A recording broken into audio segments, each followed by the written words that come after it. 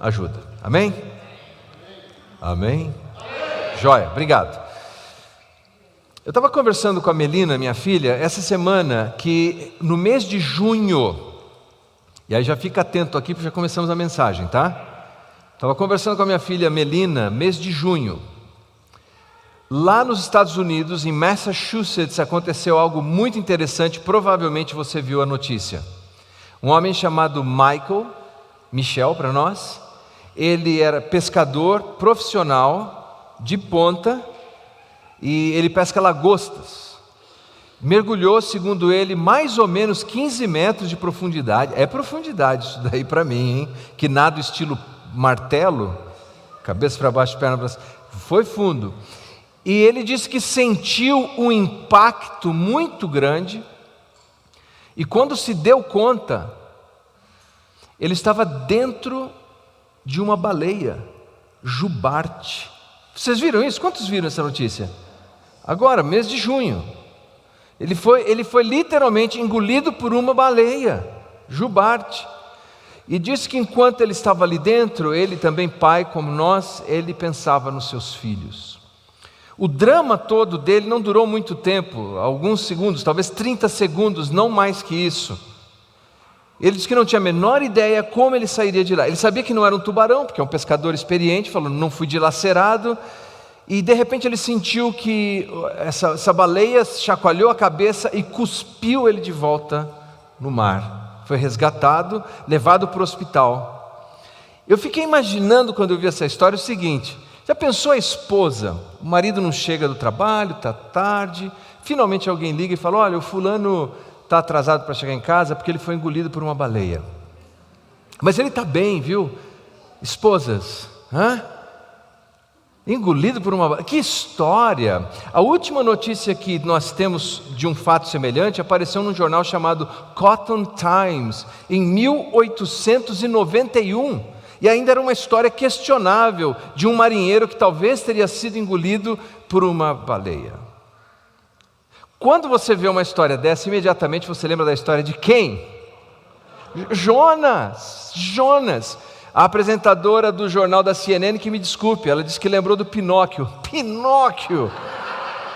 Jonas, minha senhora, Jonas.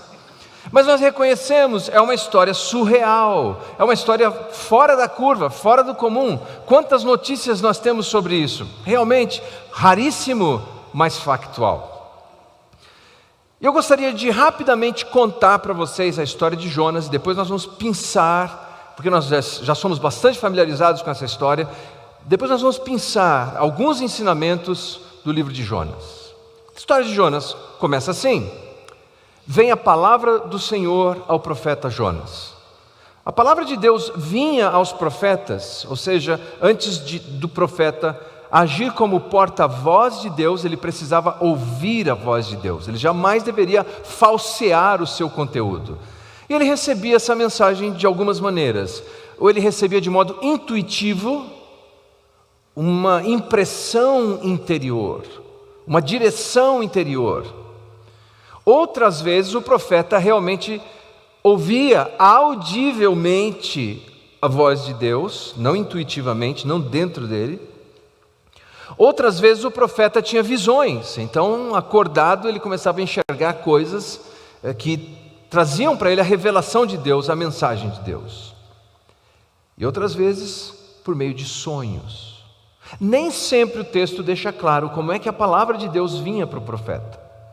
O que nós sabemos no livro de Jonas é que a palavra do Senhor veio ao profeta Jonas. Mas ele é um livro, e a sua história é tão singular pelo seguinte: normalmente os livros dos profetas são mensagens registradas pelos profetas, a pena inspirada registra uma mensagem de Deus. Mas o livro de Jonas é a história de Jonas. A mensagem é ele. A mensagem é a sua rebeldia, a sua resistência, a sua reticência. Essa é a mensagem, o próprio Jonas. Bem, a palavra do Senhor vem a Jonas e diz a ele, o comissiona, que vá anunciar a grande cidade de Nínive. Ainda não era a capital da Síria, mas eventualmente viria a se tornar a capital da Síria, um dos impérios mais poderosos do mundo antigo. Ele então, reticente, o texto diz que Jonas se dispôs.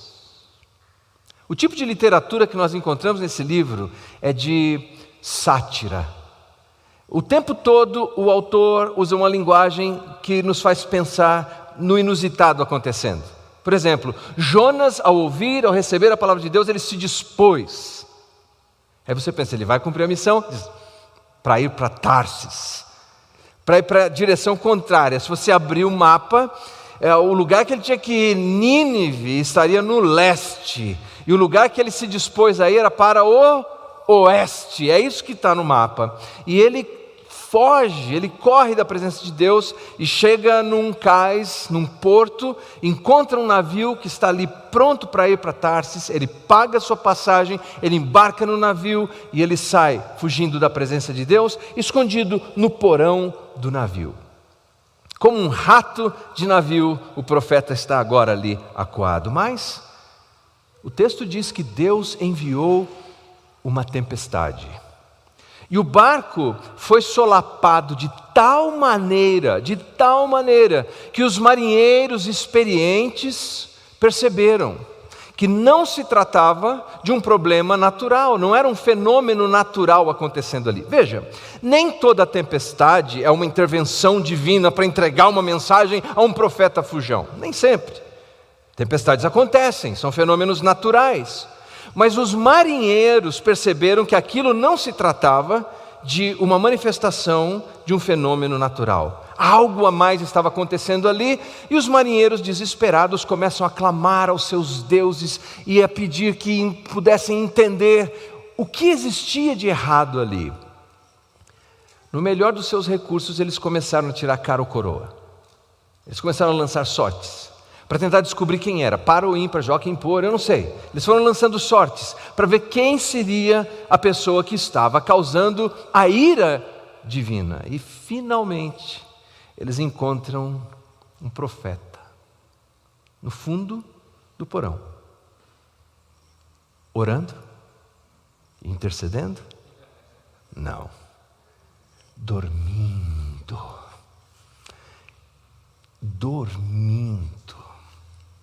Rimbombar dos trovões e dos ventos rijos em todas as direções, e o profeta irresponsavelmente dormindo. Bem, eles abordam e perguntam: o que está acontecendo? Ele fala: não, eu sou o problema mesmo. E a teologia dele é boa. É isso que é interessante. O problema de Jonas não é a teologia dele é boa. O problema dele é a prática. Como muitas pessoas que nós conhecemos hoje, quando ele cita versículo da Bíblia, fala de oração, não é? Canta, não é? Bate palma, não é? Mas a vida é esculhambada que só. Jonas não tinha um problema de teologia, Jonas tinha um problema de prática. A prática dele era divorciada, porque quando pergunta ele fala: eu adoro o Deus que fez os céus e os mares. Essa era uma teologia muito sofisticada para aqueles dias, porque as pessoas acreditavam que tinha um Deus da terra, um Deus do mar, um Deus regional, um Deus de um país. Jonas não. Ele sabia que ele servia o Deusão. Eu gosto dessa expressão Deusão, porque um dia eu estava conversando com um homem passando muitos problemas. Ele falou: estou tão cansado, eu não sei mais para quem orar. Leandro, você conhece o Deusão? Porque eu estou precisando da ajuda desse Deusão. Jonas conhecia o Deusão, mas não está vivendo à altura desse Deusão. E ele dá uma resposta, ele diz assim: olha, me lancem ao mar. Aparentemente essa foi uma das decisões mais egoístas que o profeta poderia tomar, porque não me parece que ele quer apenas salvar a embarcação. Talvez ele quisesse morrer. Ele queria impedir Deus de cumprir a missão morrendo no mar. Então, me jogue no mar. Não foi um ato heróico. Foi um ato de sabotagem. E quando jogam Jonas no mar, aquela tempestade, paz, bonança. O Os pais que quiserem assistir com os filhos, eu recomendo Os Vegetais, profunda teologia no livro de Jonas, que nessa cena eles mostram algo tão interessante. Jogam Jonas no mar, tranquilidade. Aí eles tentam pôr o Jonas de volta no barco, tempestade. Joga no mar, tranquilidade. Quando ele está no mar, então um grande peixe vem. Se era uma baleia, se era um leviatã, se era um tubarão branco, esse não é o objetivo da história. E não vale a pena gastar tempo discutindo isso. Esse grande peixe vem e engole Jonas. Por quê? Porque o Deus que enviou a tempestade é o Deus que enviou também esse grande peixe para engoli-lo. Veja, o grande peixe era uma providência da proteção divina. Não era uma punição, era proteção. Engole Jonas, leva ele para o fundo do mar. E lá, sabe o que me admira? Esse homem, Michael, que foi engolido, Michel, que foi engolido em Massachusetts, quando ele entrou na boca do peixe, ele disse imediatamente: meu Deus, eu estou dentro de uma baleia. E a experiência dele durou não mais que 30 segundos. Se você fosse engolido por um grande peixe, um tubarão, uma baleia, um lambari me mordendo, eu já ia dizer: meu Jonas demora 3 dias dentro do peixe, pelo menos é a impressão que nós temos numa leitura simples ali do texto. Que teimosia! Mas finalmente ele clama a Deus, e ele descreve de uma maneira tão dramática como se deu a sua oração, como ele se lembrou de Deus. E o grande peixe vomita Jonas na praia, onde nós não sabemos exatamente, mas provavelmente ele está no mar Mediterrâneo, foi vomitado talvez em Jope. E dali ele teria que andar por pelo menos 14 dias, 1000 quilômetros mais ou menos, para chegar em Nínive, que não é perto do mar. E lá ele anuncia o que teólogos chamam de o pior sermão que um pregador poderia pregar. Nínive será destruída em 40 dias, Nínive será destruída. É isso que ele prega. E eles acreditam. E do mais poderoso dos homens, o rei ou o governador, ao mais simples dos homens, talvez o camponês, aquele povo iracundo e maldoso, porque os ninivitas eram maldosos. Eles é que inventaram a estratégia de atravessarem lanças nos seus inimigos e deixarem pendurado na entrada da cidade como um sinal de boas-vindas aos inimigos. Eles se arrependeram.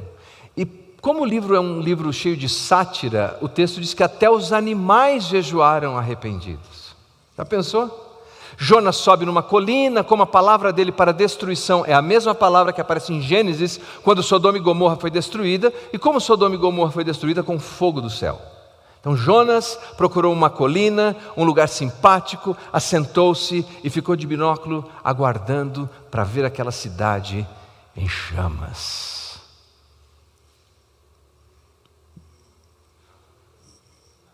Nada.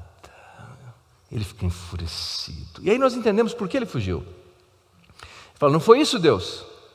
Não foi isso que eu disse quando eu ainda estava lá? O Senhor é compassivo, é misericordioso, tardio em irar-se, que se arrepende do mal. Está vendo? Para que eu fiz toda essa viagem? Estava um calor causticante.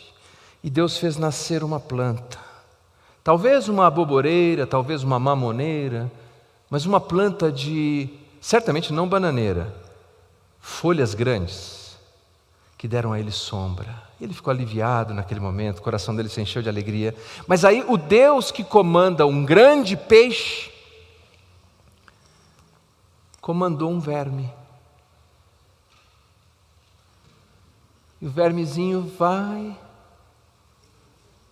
e come a planta seca, o sol torra a cabeça do Jonas, e o Jonas começa a olha, é melhor morrer, a minha aboboreira se foi. E Deus diz assim: puxa, Jonas, é legítima essa sua ira? Uma outra vez em que Deus faz a pergunta é em Gênesis, com Caim: é legítima essa sua ira, essa sua raiva? Porque veja só, você estava desfrutando do benefício de uma planta que você não plantou, você não regou, que nasceu num dia e morreu no outro. Agora, eu estou poupando a grande cidade de Nínive, que tem 120 mil pessoas que não sabem a diferença entre a mão direita e a mão esquerda. Crianças. E Jonas, se você não tem misericórdia das crianças, lá pelo menos tem animais. Nem dos animais você tem misericórdia, Jonas? Não é legítimo que eu tenha essa compaixão? É assim a pergunta de Deus. E aí a história nos diz o seguinte: The end. Fim. Jonas aceitou? Jonas não aceitou? Jonas concordou? Não concordou? E aqui as nossas lições, rapidamente, por favor. Você aguenta mais um pouco, diga amém. Capítulo 1 do livro de Jonas. Eu quero rapidamente apresentar para você o que nós temos nessa história do livro de Jonas. Primeiro, correr de Deus. Segundo, correr para Deus. Terceiro, correr com Deus. E quarto, correr contra Deus. Vamos dizer rapidamente para memorizarmos isso? Primeiro, correr de Deus. Segundo, correr para Deus. Terceiro, correr com Deus. Quarto, correr contra Deus. Amém. Capítulo 1. Consequências de correr de Deus. O versículo 3 do primeiro capítulo diz assim: Jonas se dispôs, mas para fugir da presença do Senhor, para Tarsis, e tendo, note, descido a Jope, achou um navio que ia para Tarsis, pagou, pois, a sua passagem, embarcou nele para ir com eles para Tarsis, para longe da presença do Senhor. Versículo 5. Então ele desce para Jope, agora veja o versículo 5. Então os marinheiros, cheios de medo, clamavam cada um ao seu Deus e lançavam ao mar a carga que estava no navio, para aliviarem do peso dela. Jonas, porém, havia descido para o porão e se deitado e dormia profundamente. Versículo 15. Jonas agora desce para o mar. E levantaram a Jonas e o lançaram ao mar, e cessou o mar a sua fúria. Versículo 17. Agora ele desce para o ventre do peixe. Deparou o Senhor um grande peixe para que tragasse Jonas, e este esteve 3 dias e 3 noites no ventre do peixe. O que nós vemos aqui nessa primeira história? Que quem corre de Deus afunda na vida. Quem corre de Deus não sobe, não ascende, não melhora, piora. Quem corre de Deus desce. Ele desce para Jope, desce para o navio, desce para o porão do navio, desce para o mar, do mar para o ventre do peixe. E ele continua no capítulo 2 descrevendo o seguinte: eu fui para o abismo, para as profundezas do mar. Algumas vezes a nossa vida está afundando cada vez mais, afundando cada vez mais, afundando cada vez mais, e nós não despertamos que estamos correndo de Deus. Por que as pessoas correm de Deus? As pessoas correm de Deus por algumas razões, ou porque estão desapontadas, porque Deus não fez como eles queriam. As pessoas fogem de Deus porque elas têm algum hábito, algum pecado, alguma prática que elas não querem que Deus intervenha na sua vida, então elas se afastam de Deus. Elas se afastam de Deus porque Deus as comissionou a fazer algo que seja bom, algo virtuoso. Eles não querem fazer isso, eles se afastam de Deus. As pessoas se afastam de Deus por mais diversas razões que podemos imaginar. Mas todos que se afastam de Deus entram numa decadência abissal, descendo cada vez mais. Como alguém já disse, a vida mais triste é a vida daquele que se afasta de Deus. Alguém aqui já se afastou de Deus por um tempo? Alguém aqui já viveu isso? E essa dor, essa angústia, essa tristeza? Dizem que a tristeza de quem se afasta de Deus é maior do que a tristeza de um navio à deriva. É maior do que uma águia com uma asa quebrada. É maior do que uma harpa que perca as suas cordas. A vida de quem se afasta de Deus é mais triste do que um jardim tomado por ervas daninhas. Ele desce. E finalmente, nós podemos considerar pessoas como eu e você. Um exemplo é Robert Robinson. Ele foi um compositor de hinos, escreveu um hino belíssimo que no Cantor Cristão, se não me falha a memória, é o número 17. Fonte és tu de toda bênção, vem o canto me inspirar, a misericórdia tua quero em alto som louvar. Mas ele se afastou de Deus e por anos esteve afastado e se envolveu nos mais terríveis pecados que você pode imaginar. E um dia, numa das suas viagens, tentando encontrar um pouco de alívio para a sua consciência, se você está comigo, diga amém. Ele encontrou uma jovem cristã. Essa jovem cristã, que não o conhecia, estava lendo um hino. Qual hino? Esse hino, Providência Divina. E ela aborda o homem e pergunta: olha, o que você acha da letra desse hino? Ele tentou escapulir, a estratégia do bagre ensaboado. Ela perguntou de novo: o que você acha da letra desse hino? E terceira vez, e ele começou a chorar, suas lágrimas corriam pela bochecha. Ele disse: eu sou o homem que escreveu esse hino, mas já faz anos. Eu daria tudo para ter essa alegria de volta. E a menina respondeu: essa fonte de misericórdia continua jorrando, volta para Jesus hoje. E ele voltou. Jonas precisava voltar para Deus. E como isso acontece? No capítulo 2, versículos 7 ao 9. Quando dentro de mim desfalecia minha alma, é Jonas falando, eu me lembrei do Senhor, e subiu a ti a minha oração, e no teu santo templo, os que se entregaram à idolatria, vã abandonaram aquele que lhes é misericordioso. Mas, com voz de agradecimento, eu te oferecerei sacrifício, o que votei, pagarei. Ao Senhor pertence a salvação. Uma das afirmações doutrinárias mais importantes que poderíamos ler. Ao Senhor pertence a salvação. Veja, ele diz assim, me fez lembrar, na minha angústia eu me lembrei. Zaher é a palavra hebraica usada aqui, significa o seguinte, que naquele momento de dor e de angústia, Jonas focou o seu pensamento no Senhor, em Deus. Como filho pródigo, que lembrou que tinha pai, que poderia voltar para o pai e que seria recebido por ele. Jonas focou no Deus dos céus, no Criador de todas as coisas e na sua misericórdia. E ali, meus queridos, nessa angústia, nesse ato mental de concentrar-se em Deus, Jonas encontrou esse atributo maravilhoso de que Deus é misericordioso, versículo 8. E no versículo 9, que ao Senhor pertence a salvação temporal e a salvação eternal. Que tipo de salvação você precisa? Qual é o socorro que você precisa? Lembre-se do Senhor.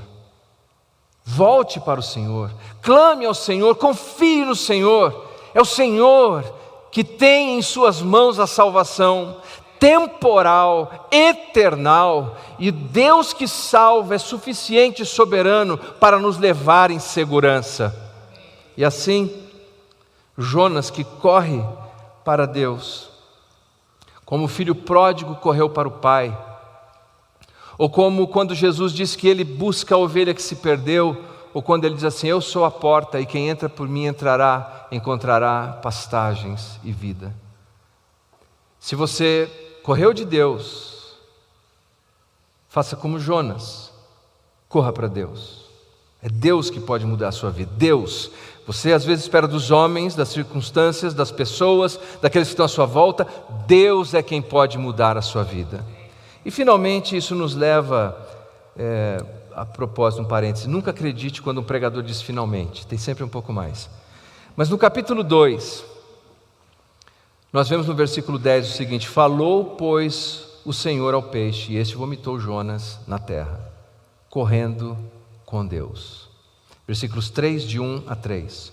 Veio a palavra do Senhor segunda vez a Jonas, dizendo, dispõe-te, vai à grande cidade de Nínive e proclama contra ela a mensagem que eu te digo. Levantou-se, pois, Jonas e foi a Nínive, segundo a palavra do Senhor. Ora, Nínive era cidade muito grande diante de Deus e de 3 dias para percorrê-la.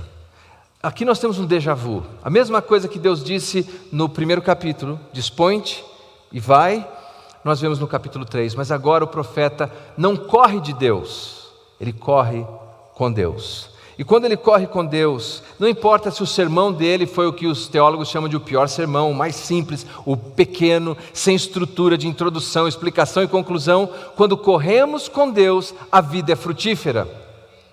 E os frutos vieram, e aquelas pessoas se converteram. Mas no capítulo 4, nós vemos o que acontece. Ao invés do profeta se alegrar com Deus, ele agora corre contra os sentimentos de Deus.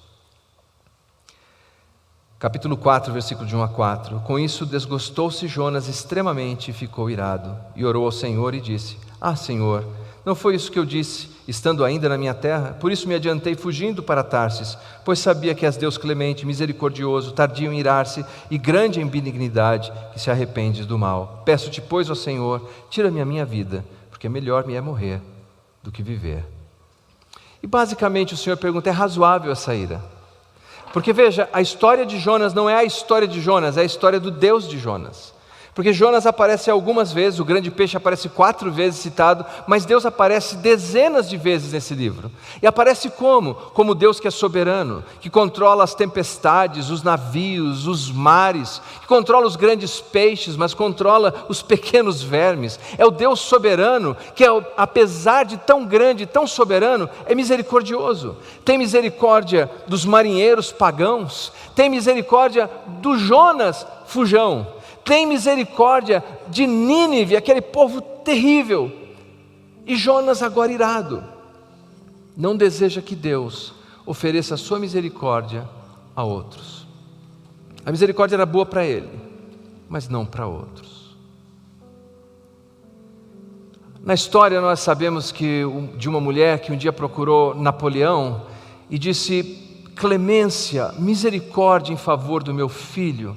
E o Napoleão disse: o seu filho cometeu a mesma infração 2 vezes. A justiça demanda que ele seja executado com a pena de morte. E aquela mãe sabiamente disse: Napoleão, eu não estou pedindo justiça para o meu filho, eu estou pedindo misericórdia para o meu filho. E ele disse: então, a misericórdia será concedida. Deus é um Deus que concede misericórdia. Se você está num caminho afastado de Deus, a misericórdia para você hoje. Corra para Deus, corra para a misericórdia de Deus. Mas lembre-se que quem recebe misericórdia deve oferecer misericórdia. Era o que Jonas não queria fazer. E por que o livro termina assim? O livro não termina com a resposta de Jonas. Ele termina com esse ponto de interrogação: Jonas, e aí, não deveria fazer o mesmo? Porque o livro desafia a mim e a você. Quantos aqui querem e desejam a misericórdia de Deus sobre a sua vida? Por favor, levante suas mãos. Você deseja a misericórdia de Deus na sua vida? Se você deseja a misericórdia de Deus, o desafio de Deus para você é que você ofereça a misericórdia a outro. Quem na sua vida, na sua família, no seu trabalho, na sua igreja, carece da misericórdia de Deus, mas você não está querendo oferecer? Deus está me desafiando. Eu sei quem são aqueles que eu gostaria de sentar no alto da colina e dizer: fogo neles. Mas você deve ter alguns.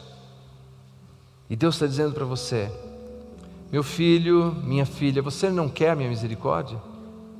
Então é hora de oferecer misericórdia a outros. Voltemos a correr com Deus, porque quando se corre com Deus, a vida é frutífera. Vamos ficar em pé. Oremos. Pai, muito obrigado por essa manhã, obrigado pela sua palavra.